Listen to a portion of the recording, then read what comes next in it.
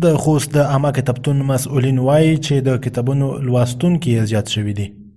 د خوست عامه کتابتون چې د خوست د اطلاعات او فرهنګ په ریاست کې ځای لري شاوخوا 14,000 ټوکه کتابونه او د بېلابېلو مجلو ګڼې چې شمېر یې نږدې 4,000 ته رسیږي پکې شتون لري. مسؤلین یې وایي چې د تېر کال له نیمایي راپدې خوا یې د کتاب د مطالعه کوونکو په شمېر کې د پخوا په پرتله څو چنده زیاتوالی راغلی. لمر ثاقب چې د نوموړي کتابتون مدیر دی وایي پخوا چې کومه شمېره د مطالعې مینوال په کال کې راتلل هغومره اوس په یوه میاشت کې راځي. زموږ کتابتون کې تقریبا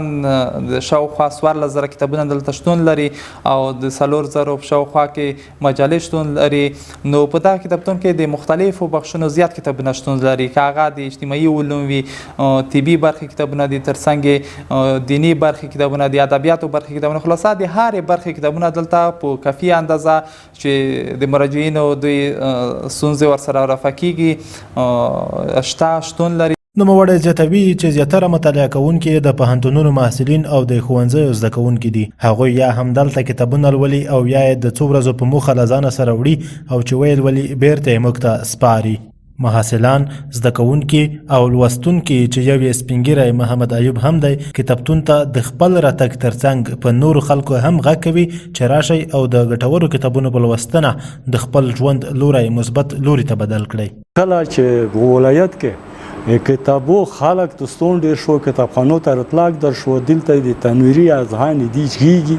علمي سطحه جګیږي او په هغه کتابونه چې دی تدریس کوي الته په څنګ کې کتابخانو مطالعه ورسوي کی د خوست د پوره ډیره خاو دی ته په پیغام دا شاید چې کتابخانه ته ډیر زیات اطلاق وکي او کتابخانه د دې استعداد د کتابخانو ته چروشي دی علمیت معلومي. نو کتابخانه ته علاقه د ولایت د پیشرفت د مطالعې د علمیت یوه غدو نمونه ګرځي. او موږ راغلي یو دلته د عامه کتابخانې ډېر اثار مو لیدل، خوشحاله سو عامه کتابخانه مو ولیده. کتابتون ته او یا همداسې عامه کتابتون ته تګ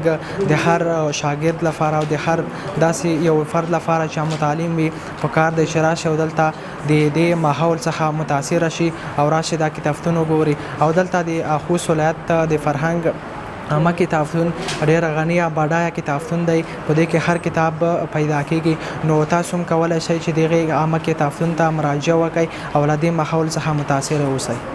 د نوموړي کتابتون مدیر وایي چې د کتابتون پرسونل کم دی او غوښتنه کوي چې د یاد ستونزې د حل ترڅنګ د وخت هم ورته 24 ساعته کړل شي چې د کتاب مینوال ورته د ورځې په جریان کې هر وخت لاسرسی ولري. زموږ کتابتون چې دی د کتابونو له خاصه غني کتابتون دی، خو یوازې د انټرنیټ سهولت دی چې هغه موږ نه لرو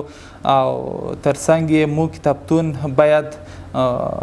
وخت باید لږ زیات شي، نه یوازې چې د سهار د 8 بجو تر 4 بجو پورې باید د دې وخت زیات شي، ځکه چې کتابتونونه چې دي هغه باید همیشه دپاره دروازې خلاصې وي،